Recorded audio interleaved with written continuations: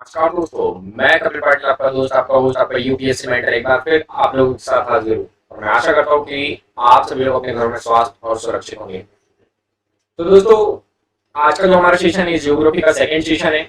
और इसमें हम लोग आज बात करने वाले एक्सट्रीम इंट्रूसिव वॉल्केनिक लैंडफॉर्म्स के बारे में, इंट्रूसिव वॉल्केनिक लैंडफॉर्म्स के बारे में। और साथ ही साथ हम लोग जो बात करने वाले हैं वो बात करने वाले हैं हम लोग the emergency of a shadow zone और एटमॉस्फेरिक प्रेशर और ट्रॉपिकल साइक्लोन। ये 5 टॉपिक्स में आपको इस सेशन में करवाने वाला हूँ। इसके बाद हम नेक्स्ट टॉपिक्स होंगे, क्योंकि हम 5 टॉपिक हर सेशन में ले रहे हैं और ये सारी चीजें आपको बहुत अच्छी तरीके से एग्जाम में मददगार साबित होने वाली है। तो स्टार्ट करते हैं बिना टाइम को वेस्ट किए हुए आज का हमारा सेशन पूरी एनर्जी के साथ। अगर अभी तक आपने चैनल को सब्सक्राइब नहीं किया तो सबसे पहले जाकर के चैनल को सब्सक्राइब कर लीजिए, बेल नोटिफिकेशन को ऑन कर लीजिए, जिससे कि बहुत ज्यादा इंटरेस्टिंग सेशन आपको मिलते रहे। और अभी तक अगर आपने सेशन को लाइक नहीं किया तो आपको लाइक भी कर देना है, कमेंट करना है, सेशन के एंड होने पर आपको कमेंट जरूर करना है। और नो डाउट अगर आपका कोई भी क्वेश्चन होता है तो उसको कमेंट जरूर किया कीजिए और आपको मैक्सिमम लोगों तक शेयर जरूर करना है। ये आपकी रिस्पॉन्सिबिलिटी है, मैं ये काम आपको सौंपता हूँ और आप अपनी रिस्पॉन्सिबिलिटी को, आई होप आप अपनी रिस्पॉन्सिबिलिटी को बहुत अच्छे तरीके से निभा पाएंगे। और द पॉलिस IAS एकेडमी ने आपके लिए जो पहल की है, जो एजुकेशन को घर घर तक पहुंचाने की पहल की है, ये मुझे लगता है सभी के लिए बहुत ज्यादा बेनिफिटेड होगा। तो स्टार्ट करते हैं बिना समय को वेस्ट किए हुए, बिना अपने टाइम को वेस्ट किए हुए। बहुत प्रीसियस टाइम है हर बच्चे के लिए जो यूपीएससी एग्जाम के लिए फाइट कर रहा है। सो हर एस्पिरेंट को बहुत जज्बे के साथ बहुत सलाम। और स्टार्ट करते हैं आप हमारा सेशन। तो एक्सक्लूसिव वॉल्केनिक लैंडफॉर्म, पहली बात तो सर ये होता क्या है और इसके लिए आप हमें क्यों पढ़ा रहे, तो एग्जाम के पर्सपेक्ट से बहुत ज्यादा इंपॉर्टेंट है। ये होता है सर एक्सक्लूसिव, जो एक्सक्लूसिव वॉल्केनिक लैंडफॉर्म्स है वो इस तरीके के हो जाते हैं, एक प्रकार का क्या है गड्ढानुमा संरचना बन जाती है और वहां पर क्या होता है कि कुछ प्रकार की एक्टिविटीज भी स्टार्ट हो जाती है। तो इस तरह देखते हैं हम थोड़ा सा इसके बारे में। तो ये इसको एक्सक्लूसिव यानी बहिर एक्सक्लूसिव यानी जो बाहर तरीके से पूरी तरीके से जो लैंडफॉर्म बनते हैं उसको कहते हैं the structure form by lava and other the material such as the ashes, pyroclastic material and is called exclusive landform. जो लावा और अन्य सामग्री है जैसे राख और पायरोक्लिस्टिक और यह सामग्रियों द्वारा बनाई गई संरचना बहिर्वर्णिक लैंडफॉर्म बहिर्वर्णिक लैंडफॉर्म कहा जाता है। जो भी क्या है लावा से जो मटेरियल होता है, जो लावा और अदर जो मटेरियल यानी सच एज आपकी ऐश हो गई, जो ऐश हो गई आपकी राख हो गई, उससे जो हमारा एक तरीके का क्या बनता है कि मटेरियल से एक तरीके का एक्सक्लूसिव लैंडफॉर्म बनता है। एक तरीके का जो पायरोक्लास्टिक सामग्री द्वारा जो बनाई जाती है, पायरोक्लास्टिक यानी जो लैंड जिस तरीके से वॉल्केनो था, ज्वालामुखी था, उसके यानी खत्म होने पर वो एक तरीके का जो बच जाता है, जो अवशेष बच जाते हैं, उसी से जो लावा हुआ है उसी से क्या बनता है कि ये बनता है एक्सक्लूसिव वॉल्केनिक लैंडफॉर्म्स बनते हैं। अगर लावा में कम चिपचिपाहट हो तो शील्ड ज्वालामुखी बनते हैं। अगर जो लावा है वो कम चिपचिपा हो और ठोस जल्दी हो जाता हो तो वो क्या बनता है कि वो वाला जो है वो शील्ड यानी उसको शील्ड वॉल्केनो कहते हैं या शील्ड ज्वालामुखी कहते हैं। इसलिए वे खाड़ी यानी खड़ी नहीं है। मेन चीज क्या होती है कि वो खड़े नहीं होते, वो क्या कहते हैं बह जाते तो एक तरीके के नॉर्मली नीचे बह करके आ जाते, तो इसलिए उनको क्या कहा जाता है कि शील्ड, एक प्रकार का शील्ड बना लेते, एक प्रकार की क्या होती है परत बना लेते हैं। उदाहरण के जो हवाई द्वीप है एक प्रकार का क्या है कि शील्ड वॉल्केनो कहा जाता है हवाई द्वीप को। कई विस्फोटों के बाद कई वर्षों के में समग्र ज्वालामुखी बनते हैं और इन ज्वालामुखियों में मोटी और अत्यधिक चिपचिपा मैग्मेटिक लावा होता है। और जो कई ज्वालामुखी क्या होते हैं मोटी और अत्यधिक चिपचिपा वाले ज्वालामुखी होते हैं, जिसके अंदर क्या होता है कि जो द्रव्यनुमा जो संरचना होती है जो ये लावा की, वो क्या होती है कि बहुत ज्यादा चिपचिपा होता है, जिसके कारण उसका फैलाव ज्यादा होने लगता है। तो उस तरीके की जो चिपचिपाहट होती है उसमें मैग्नेटिक लावा क्या होता है उसके अंदर। और उदाहरण के लिए आप इसको जो माउंट किलिमंजारो है, ये एक प्रकार का हमारा किस तरीके का वॉल्केनो है, ये कंपोजिट वॉल्केनो है। और इसमें क्या होता है कि चिपचिपाहट क्या होती है ज्यादा होती है और मल्टीपल इरप्शन होता है इसके अंदर। ईयर आफ्टर ईयर क्या होता है, मेनी ईयर्स आफ्टर, कई सालों के बाद क्या होता है कि इसके अंदर क्या होता है मल्टीपल इरप्शन, यानी क्या होता है कि विस्फोट की घटना हम लोग को यहाँ पर देखने को मिलती है। जब थोड़े समय में बड़ी मात्रा में मैग्मा फूटता है, यानी जब कुछ समय में यानी कुछ शॉर्ट ड्यूरेशन के अंदर क्या होता है कि लार्ज अमाउंट ऑफ जो लावा है वो आपका मैग्मा है वो क्या होता है फूटने लगता है। जो अंदर से मैग्मा निकल रहा है, क्योंकि वो पृथ्वी के गर्भ के अंदर है तो तब तक वो मैग्मा है, परंतु वो पृथ्वी के गर्भ से जैसे ही बाहर निकल गया वो क्या बन गया, वो लावा बन गया। तो वो क्या होता है कि जैसे जो पृथ्वी के अंदर है और उसमें क्या एक्टिविटीज हो रही है और वो विस्फोटक के रूप में क्या हो रहा है, शॉर्ट टाइम के लिए, कुछ समय के लिए अगर वो विस्फोट करता है तो क्या होता है, मैग्मा फूटता है। तो मैग्मा में अंतर्निहित चट्टान गिर जाती है, जो अंतर्निहित चट्टानें होती है वो क्या हो जाती है, वो गिर जाती है। इससे क्या होता है, इसके परिणाम स्वरूप अवसाद होता है। अवसाद एक प्रकार का क्या हो जाता है, कैलिड्रा तरीके का कोलेप्स हो जाता है, magma clock collapse, the result of depression called the calderas, जिसके कारण अवसाद उत्पन्न हो जाता है, जिसे कोल्डेरा कहा जाता है। और कोल्डेरा इसको कहा जाता है, ये प्रकृति में सबसे विस्फोटक कहलाता है।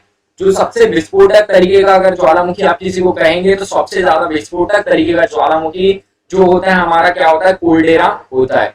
जो कोल्डेरा टाइप के जो ज्वालामुखी है वो बहुत ज्यादा विस्फोटक होते हैं, बिकॉज ऑफ क्योंकि उनके अंदर जो मैग्मा फूटता है वो क्या होता है, कुछ शॉर्ट टाइम्स के लिए फूटता है, पर बहुत ज्यादा क्या होता है कि बहुत ज्यादा हार्मफुलनेस वाला होता है, बहुत ज्यादा क्या विस्फोटक होता है। सतह पर विस्फोट करते समय बेसाल्ट से बना अत्यधिक तरल लावा यह एक बॉसाल्टिक प्रांत बनाता है, और यह डेक्कन ट्रैप ऐसा ही एक उदाहरण। जो डेक्कन ट्रैप है, जो डेक्कन ट्रैप है आपका, इसका एक एग्जांपल है किस टाइप का, हाईली फ्लूइड लावा का। Highly fluid lava made is a basalt and is an eruption on the surface. It's a form of fluid. The blastic province, the Deccan Traps is such as an example of a Deccan Traps. जो Deccan trap से इसी का एक example है किसका, जो सतह पर होने वाले बेसोल्ट से बने हुए चट्टाने हैं, जो जिसके अंदर तरल लावा होता है, जो बेसोल्टिक प्रांत के अंदर जो बनते हैं, उसका जो एक उदाहरण है वो आपका डेक्कन ट्रैप है। So this is your all about the exclusive volcanic landforms की कैसे बनते हैं सर। एक्सक्लूसिव लैंडफॉर्म्स अगर बात करें, एक्सक्लूसिव वॉल्केनिक लैंडफॉर्म्स कैसे बनते हैं, तो लावा जब क्या होता है कि जो मैग्मा क्या पिघल करके बाहर आता है तो काफी विस्फोटक घटनाएं होती है। विस्फोटक घटना के कारण क्या लावा का जो चिपचिपा लावा होता है वो बहने लगता है, जिसके कारण से क्या होता है, एक प्रकार की शील्ड क्रिएट होती है। और शील्ड क्रिएट होने के बाद क्या होता है कि एक प्रकार की परत जमती, परत नुमा संरचना बनती चली जाती है, जिसे हम एक प्रकार का कहते हैं एक्सटेंसिव वॉल्केनिक लैंडफॉर्म। एक तरीके का लैंडफॉर्म वहां क्रिएट होता है। This is all about extensive volcanic eruption. थोड़ा सा इंट्रूसिव वॉल्केनिक इरप्शन के बारे में थोड़ा सा पढ़ लेते हैं कि ये घुसपेट नहीं है सर, ये इंट्रूसिव, आप इसको इंट्रूसिव पढ़िएगा क्या होता है सर, ये किस तरीके का होता है। देखिए आप यहाँ पे अब आपको थोड़ा सा पिक्चोरियल फॉर्म में आप समझते हैं। जैसे हमारा ये मैग्मा है, इसमें मैं पेन का कलर चेंज कर लूं।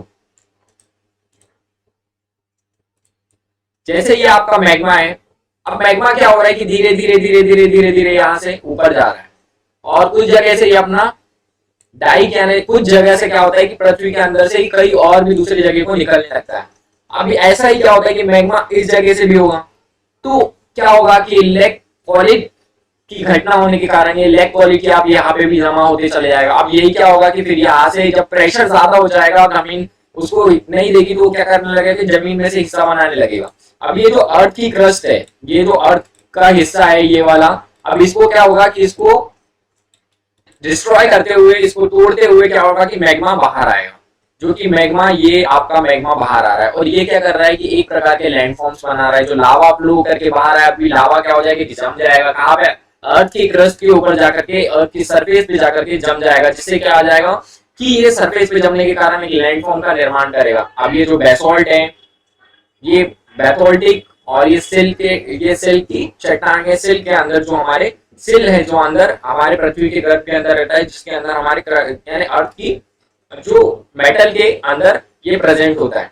अब ये वॉल्केनिक इंटेंसिव वॉल्केनिक जो बनाता है, ये उस प्रकार का बताता है। इसके बारे में थोड़ी सी हम पढ़ लेते हैं, जिससे कि हम लोग को और ज्यादा थोड़ी सी क्लियरिटी हो जाए। तो इंट्रूसिव वॉल्केनिक लैंडफॉर्म्स क्या है, इंट्रूसिव ज्वालामुखी लैंडफॉर्म किसे कहते हैं, जब मैग्मा लिथोस्फीयर के भीतर रहता है, लिथोस्फीयर के भीतर जब आपका मैग्मा रहता है तो वह ठंडा हो जाता है। अब लिथोस्फीयर पे आ गया तो मेनली क्या हो जाएगा कि लिथोस्फीयर में जब मैग्मा आएगा तो क्या हो जाएगा, ठंडा हो जाएगा। ठंडा होने के कारण से क्या हो जाएगा कि वो विभिन्न प्रकार की संरचनाएं यानी बनाने लगेगा, डिफरेंट टाइप्स ऑफ स्ट्रक्चर वो क्या करने लगेगा कि बनाने लगेगा, जिससे कि क्या हो जाएगा कि हमारे इंट्रूसिव वॉल्केनिक लैंडफॉर्म्स का निर्माण होने लगेगा।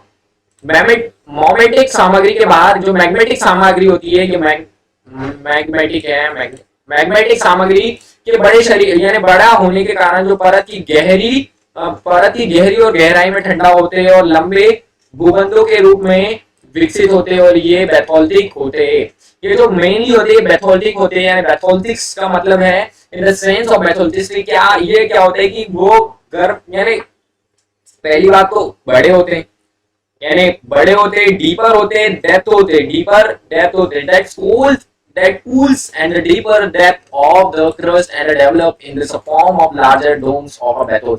तो लार्जर डोम्स बनाते हैं ये बैथोल्स के, और क्या होते हैं कि कूलर यानी उसके अंदर क्या होते हैं कि कूलर होते हैं यानी ठंडे होते हैं, और क्या होते हैं डीपर यानी गड्ढे बड़े होते हैं, और क्या होते हैं डेप्थ यानी गहराई भी ज्यादा होती है, जो लार्ज बॉडी ऑफ क्या होता है मैग्नेटिक मटेरियल्स के कारण ये सारी चीजें होती है।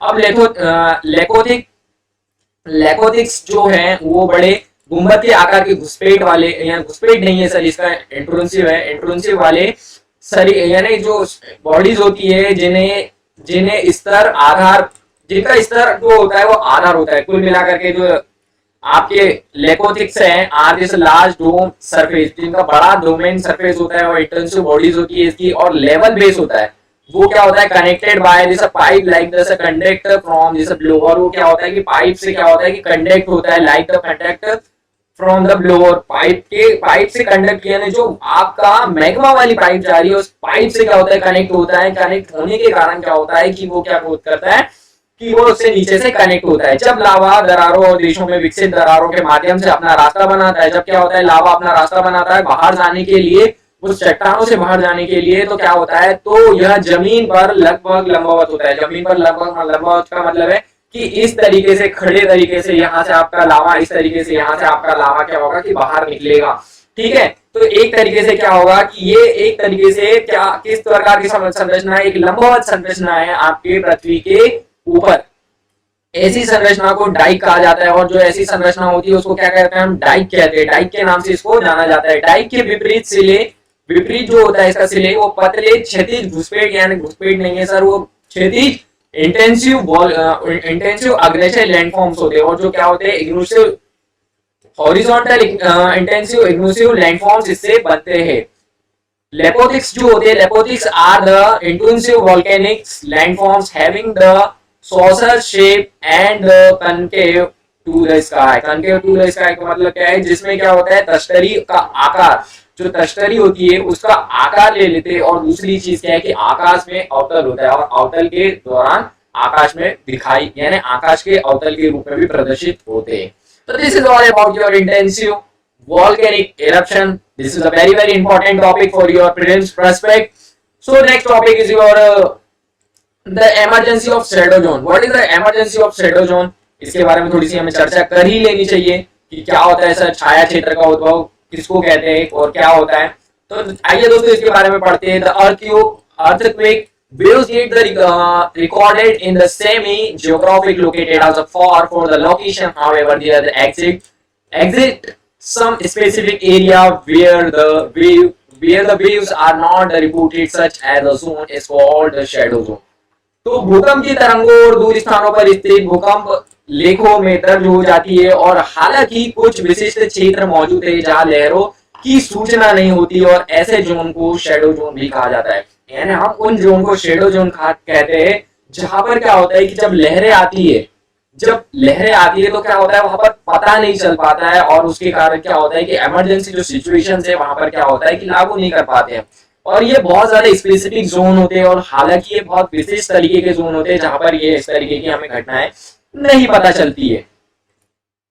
ऊपरी केंद्र से 150 डिग्री के ऊपरी केंद्र से 105 डिग्री के भीतर किसी भी दूरी पर स्थित भूकंप पी और एस तरंगों दोनों के आगमन को दर्ज किया जाता है। यानी क्या है, semi geographics located at any distance within the 105 degree from this epicenter of the recorded of arrival of this both P and S waves। जो P और S waves है उसमें क्या होता है कि रिकॉर्डेड होता है अराइवल रिकॉर्डेड, बहुत अराइवल रिकॉर्डेड को क्या करता है कि एक तरीके से उसको रिकॉर्ड करके रखता है P और S वेव को 105 डिग्री फ्रॉम द एपिसेंटर से 105 डिग्री के भीतर दूरी पर स्थित भूकंप और P और S तरंग दोनों का आगमन को दर्ज करता है। ये ऊपरी केंद्र सेमी जियोग्राफिक लोकेट कहते हैं। एपिसेंटर जो होता है इसे 145 डिग्री से परे स्थित भूकंप पी तरंगों के आगमन को रिकॉर्ड करता है, और जो एपिसेंटर होता है जो सेमी सेमीग्राफिक लोकेट होती है, वो लोकेशन होती है, वो लोकेटेड होता है, वो क्या करता है 145 डिग्री पर स्थित भूकंप, जो 145 डिग्री के परिणाम पे जो स्थित भूकंप है उसको क्या करता है कि उसमें पी जो तरंगे होती है, जो पी तरंगे होती है, जो पी वेव्स होती है, उसको क्या करता है कि उसको रिकॉर्ड करता है। लेकिन एस तरंगों को वो रिकॉर्ड नहीं करता। 145 डिग्री पे, 105 डिग्री पर वो क्या कर रहा है कि वो दोनों को पी और जो एस वेव्स है दोनों को क्या कर रहा है कि वो रिकॉर्ड कर रहा है। परंतु क्या हो रहा है कि वह 145 डिग्री पर जाकर के क्या हो रहा है कि सेमी जियोग्राफ 145 डिग्री पर जाकर के क्या हो रहा है कि वो केवल और केवल पी जो आपकी पी वेव्स है या पी तरंगे हैं उनको ही क्या कर रहा है, उनको ही केप करके रख पा रहा है और दूसरी को रिकॉर्ड नहीं कर पा रहा है, यानी एस तरंगों को रिकॉर्ड नहीं कर पा रहा है। इस प्रकार उप परिकेंद्र से 105 डिग्री और 145 डिग्री के बीच एक क्षेत्र को दोनों प्रकार की तरंगों के लिए छाया क्षेत्र के रूप में पहचाना जाता है। यानी मेनली क्या होता है 105 डिग्री से लेकर के 145 डिग्री के बीच में जितना भी डिफरेंस है, यानी 105 से लेकर 145 तक, यानी 106 से लेकर 144 तक का जितना डिफरेंस है, ये डिफरेंस क्या कहलाता है कि इस प्रकार के क्षेत्र दोनों प्रकार की तरंगों का छाया क्षेत्र, और दोनों प्रकार का ये क्या कहलाते हैं, एक प्रकार का ये शेडो जोन कहलाता है। क्योंकि शेडो जोन वो है कि जिसमें पी और एस तरंगों के बीच से लेकर के जब पी तरंगे ही केवल के यानी रिकॉर्ड की जाती है तब तक का जो छाया क्षेत्र होता है उस क्षेत्र को हम शेडो जोन कहते हैं। This is all about your shadow zone, the emergency of the shadow zones, क्योंकि महत्वपूर्ण है सर, विशिष्ट जोन है और जियोग्राफी के पर्सपेक्टिव से तो बहुत ज्यादा इंपॉर्टेंट भी है। जो आपका एपिसेंटर होता है, जो आपका एपिसेंटर होता है, ये इस तरीके का एपिसेंटर होता है और इसमें देखो ये पी और एस वेव्स यहाँ पर क्या हो रही है, ये 105 डिग्री वाला है आपका एपिसेंटर, ये जो है 105 डिग्री है। अब जैसे जैसे ये क्या होगा कि इसमें देखिए आप ये पी और एस वेव वाली, अब ये पी वेव शेडो जोन में क्या होगा कि इसमें क्या होगा, लिक्विड आउटर कोर होगा। एक लिक्विड आउटर कोर होता है, ये जो हमारा कोर है, एक प्रकार की पृथ्वी की संरचना है ये। तो इसके अंदर जो कोर है, कोर पार्ट वाला है, फिर कोर के बाद हमारा मेटल कोर, इस तरीके की जो चीजें चलती है। तो इसमें क्या है, पी वेव शेडो जोन ये आ गया जिसमें नो डायरेक्ट पी वेव्स आती है। इसके बाद क्या हो गया, नो डायरेक्ट एस वेव। यहाँ क्या होता है, क्रस्ट पे क्या होता है कि नो डायरेक्ट पी वेव यानी एस वेव डायरेक्ट नहीं आती, इनडायरेक्टली तरीके से आ सकती है पर नो डायरेक्ट सीधे नहीं आती है जो वेव्स होती है। यहाँ क्या होता है, ये एक तरीके से सॉलिड से होते हुए आती है। अब दूसरी चीज है कि 140 डिग्री पर क्या होता है, 140 से 105 से 140 डिग्री तक क्या होता है कि नो डायरेक्ट जोन, यानी no direct for P waves के लिए डायरेक्ट जोन नहीं है ये, और यहाँ पर केवल एस वेव्स ही प्रेजेंट तक आती है। तो this is all about your AP centre, जहां से क्या होती है, वेव्स जनरेट होती है और क्या होती है, सर्कुलेट होती है। 105 डिग्री चैनल से लेकर के 145 डिग्री चैनल तक क्या होता है कि पी और एस वेव के पहले तो 105 डिग्री पर पी और एस वेव दोनों मिलती है। उसके बाद जैसे जैसे हम 105 से 145 की ओर बढ़ते हैं तो हमारे को क्या होता है कि पी डिग्री का चैनल तो देखने को मिलता है, परंतु क्या होता है, पी डिग्री की वेव्स तो देखने को मिलती है, परंतु क्या होता है कि हमें एस डिग्री की वेव्स देखना कम होने लगती है। तो this is all about your the emergency of the shadow zone. अब हम थोड़ा सा बात कर लेते हैं एटमॉस्फेरिक प्रेशर के बारे में। वायुमंडलीय दाब बहुत ज्यादा इंपॉर्टेंट टॉपिक है, एग्जाम के पर्सपेक्टिव से, प्रीलिम्स के पर्सपेक्टिव से बहुत अच्छे से समझ लीजिए वायुमंडलीय दाब क्या होता है। फर्स्टली हम लोग surface air pressure is equal to weight of air in the column about the unit area. अब मेनली हम लोग बात करने वाले सर प्रेशर के बारे में, जो वायुमंडलीय दाब जो लगता है वो क्या है, तो इसके बारे में थोड़ी सी बात करते हैं। पहले वायुमंडलीय दाब क्या है, तो वायुमंडलीय दाब मतलब समुद्र के स्तर से वायुमंडल के शीर्ष तक एक इकाई क्षेत्र में निहित हवा के एक स्तंभ का वजन है। यानी कुल मिलाकर के हवा के एक स्तंभ, यानी जो हमारा क्या है, एटमॉस्फेयर है, जो हमारा एटमॉस्फेरिक प्रेशर का मतलब है जो समुद्र तल है। मान के चलिए ये आपका समुद्र तल है, तो ये समुद्र तल के ऊपर एक प्रकार का इस तरीके से लंबवत कण है, यानी लंबवत है, जिसके कारण से क्या हो रहा है कि एक इकाई क्षेत्र निहित है, जिसमें क्या हो रहा है कि ये वाले जो क्षेत्र में जो ये पूरा वायु का प्रेशर है, जो वायुमंडल और हवा यानी समुद्र के जो बीच में लगता है। ठीक है, तो ये क्या है, वायुमंडलीय दाब मतलब समुद्र के स्तर से वायुमंडल के शीर्ष तक, यानी यहाँ से शीर्ष तक और यहाँ से स्तर तक, यहाँ पर कई इकाई क्षेत्र में, इसमें कई इकाई क्षेत्र होंगे, इस वाले क्षेत्र में कई इकाई क्षेत्र होंगे, जहां पर क्या होगा, प्रेजेंट क्या होगी, एयर होगी, और एयर से प्रेशर के कारण ही हम लोग क्या करते हैं कि वहां पर एक वजन स्तंभ का क्रिएट होता है। इसीलिए एक स्थान पर यदि हवा पृथ्वी की सतह के पास है, तब उदाहरण के लिए घने गुरुत्वाकर्षण के कारण, बहुत ज्यादा गुरुत्वाकर्षण के कारण, ड्यू टू ग्रेविटी, वायुमंडलीय दाब अधिक होगा। ग्रेविटी के कारण क्या होगा कि अगर किसी स्थान पर यदि हवा पृथ्वी की सतह के पास है, यानी मान के चलिए अगर ये आपकी अर्थ की सरफेस है, ये अगर आपकी अर्थ की सरफेस है और अर्थ की सरफेस के पास अगर हवा का दाब यानी हवा ज्यादा होगी, अर्थ की सरफेस पे यहाँ पर अगर हवा ज्यादा होगी, तो यहाँ पर क्या होगा कि मेनली जो आपका होगा वहां क्या होगा, गुरुत्वाकर्षण के कारण क्या होगा कि वायुमंडलीय दाब भी क्या होगा, अधिक होगा। यह एटीएम वायुमंडल यानी एटमॉस्फेरिक प्रेशर, एटमॉस्फेरिक मॉलिक्यूल्स जो होते हैं वो की वायुमंडलीय, और एमबी यानी मिली बार, और पीए मतलब पास्कल में व्यक्त किए जाते हैं, यानी जिसको व्यक्त यानी इसको नापने का, जो एक्सप्रेस करने का, जो एटमॉस्फेरिक टेम्परेचर यानी प्रेशर को जो नापने की इकाई है वो क्या क्या है, इसको हम एटीएम, एमबी या पीए द्वारा भी प्रदर्शित कर सकते हैं। इसे मरकरी बैरोमीटर या एनेरॉइड बैरोमीटर की मदद से मापा जा सकता है, और इसको जो मापने का परियंत्र है, जो यंत्र है उसको हम क्या कहते हैं, उसको हम मरकरी बैरोमीटर भी कहते हैं, और एनेरॉइड बैरोमीटर के मदद से भी हम इसको नाप सकते हैं वायुमंडलीय दाब को। समुद्र की सतह पर औसत वायुमंडलीय दाब 1 एटीएम 1 एटमॉस्फेरिक प्रेशर होता है, जो कि क्या होता है कि वायुमंडलीय दाब 1 एटीएम या 1013.2 एमबी या 1013.2 एचपीए या किलो पास्कल होता है। जैसा कि दबाव मौजूद वायु अणु की संख्या पर निर्भर करता है, और यह खाड़ी और क्षैतिज दोनों के ही भिन्न होते हैं। और यहाँ पर क्या होता है, खाड़ी और यानी वर्टिकल और हॉरिजॉन्टल दोनों में क्या होता है, बहुत यानी वेरी करता है, ये अलग अलग वेरी करता है, दोनों में भिन्न भिन्न होता है। This is all about your atmospheric pressure. इसमें आपको इसकी इकाई को याद रखना है, किससे इसको मापा जाता है, इसके यंत्र को याद रखना है, ये सारी चीजों को मैं जो निशान लगा रहा हूँ इसको याद रखना है। और हवा जब क्या होगी कि हवा जब सरफेस के पास होगी, अर्थ के सरफेस के पास होगी, तो क्या होगा कि एटमॉस्फेरिक प्रेशर भी वहां पर ज्यादा होगा। इस चीज को आपको याद रखना है। These molecules contributes to the pressure weight at the altitude of the altitude। ये जो हमारी पृथ्वी की सरफेस है, या पृथ्वी की सरफेस पर क्या होता है कि पृथ्वी की सरफेस के पास अगर हवा के कण अगर ज्यादा प्रेजेंट है यहाँ पर, तो क्या होगा कि एटमॉस्फेरिक भी यहाँ प्रेशर ज्यादा बिल्ड होगा। ये क्या है, पृथ्वी की सतह से यानी समुद्र की सतह से जो आपका लास्ट यानी पॉइंट है आपका वायुमंडल एटमॉस्फेयर का, वहां तक लगता है। This molecules contributes the pressure weight at this altitude. और एल्टीट्यूड पर प्रेशर वेट को क्या कर रहे हैं, इस तरीके से मॉलिक्यूल को कंट्रीब्यूट कर रहे हैं मॉलिक्यूल्स। अब थोड़ा सा बात कर ले ट्रॉपिकल साइक्लोन्स के बारे में। उष्णकटिबंधीय चक्रवात क्या होते हैं, तो उष्णकटिबंधीय चक्रवात जो होते हैं सर, वो इस तरीके की कहाँ कहाँ पाए जाते हैं। पहली बात ट्रोपोसॉन्स जो अप्रैल और आपके जनवरी में आते हैं। ट्रॉपिकल साइक्लोन्स जिसको हम देख सकते हैं एशिया, ये जो इंडियन ओशियंस के अंदर हम इसको देख सकते हैं, और ये बेसिकली ये क्या एशिया के अंदर पाया जाता है। अप्रैल से दिसंबर के बीच में ये आते हैं। ट्रॉपिकल साइक्लोन आपका अक्टूबर में भी देखने मिलते हैं इंडियन ओशियन के अंदर, ये अक्टूबर से मई के बीच में देखने को मिलते हैं। और ट्रॉपिकल साइक्लोन जो आपको पैसिफिक ओशियन के अंदर देखने को मिलेंगे, अक्टूबर से मई के रूप में देखने को मिलेंगे।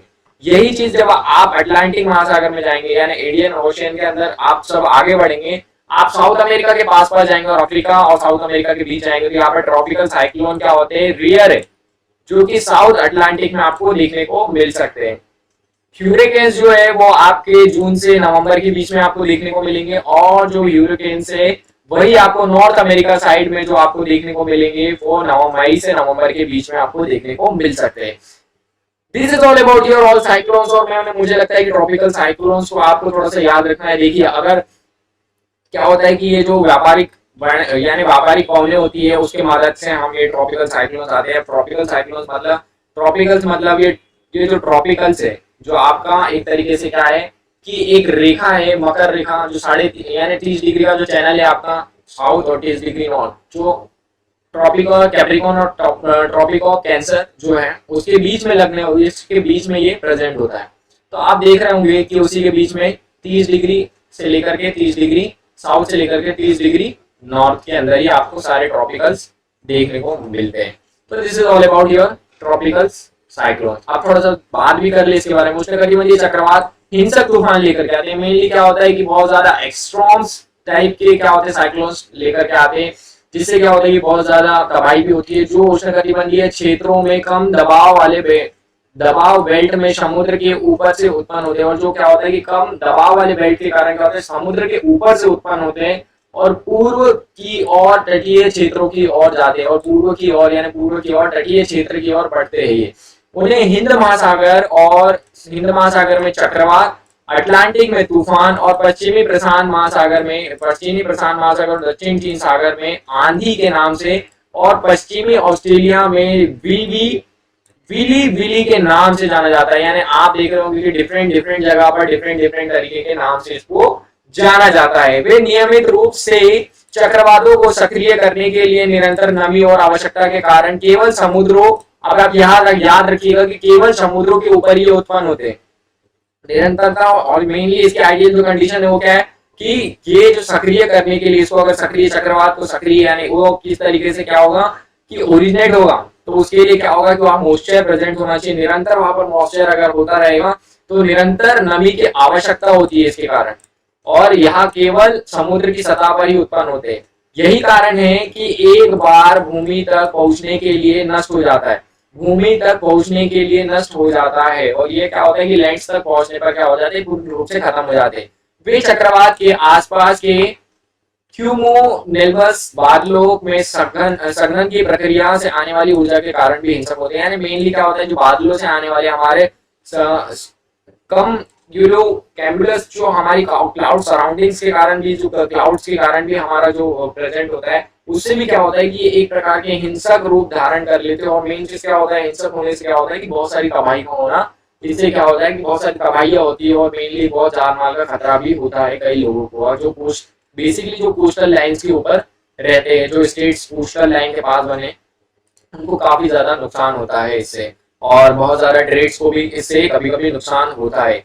वे पूर्व से पश्चिम की ओर जाते हैं। मेनली इसका जो बहाव है, ये तूफानों का बहाव है, जो ट्रॉपिकल साइक्लोन्स होते हैं उसका जो बहाव है वो किस तरीके से पूर्व से पश्चिम की ओर, वो पश्चिम की ओर होता है। यानी आपका जो है ये आपका होंगे जो बेसिकली आपका पैसिफिक ओशियन से आपका इंडियन ओशियन की ओर, इंडियन ओशियन से आपका जो होंगे ये पैसिफिक ओशियन यानी आपका एटलांटिक ओशियन की ओर, और एटलांटिक ओशियन से फिर पैसिफिक ओशियन की ओर। इस तरीके से आपका रोटेशन होता है, इस तरीके से घूमते हुए ये आगे को बढ़ते हैं। ठीक है, फिर इसकी जो थोड़ी सी अगर बात करें तो ये पूर्व से पश्चिम की ओर जाते हैं क्योंकि उन्हें व्यापारिक हवाओं से सुविधा होती है, और मेनली इसको आपको जो ट्रेड विंड्स के कारण ये उस ओर बहते चले जाते हैं। This is all about your tropical cyclones. और मुझे लगता है कि आप लोगों को आज का सेशन पसंद आया होगा, तो आपको क्या करना है फटाफट जाकर के चैनल को सब्सक्राइब कर लेना है। अगर पसंद आया है तो सेशन को लाइक करना है, कमेंट करना है, और आपको आपकी सफलता को इंश्योर करना है, और जल्दी से जल्दी आपको इस देश की प्रतिष्ठित सेवा में जाकर के अपना योगदान देना है। तो इन्हीं सारी वचनों के साथ मैं आप लोगों से अलविदा लेना चाहूंगा। थैंक यू, शुक्रिया, जय हिंद, वंदे मातरम।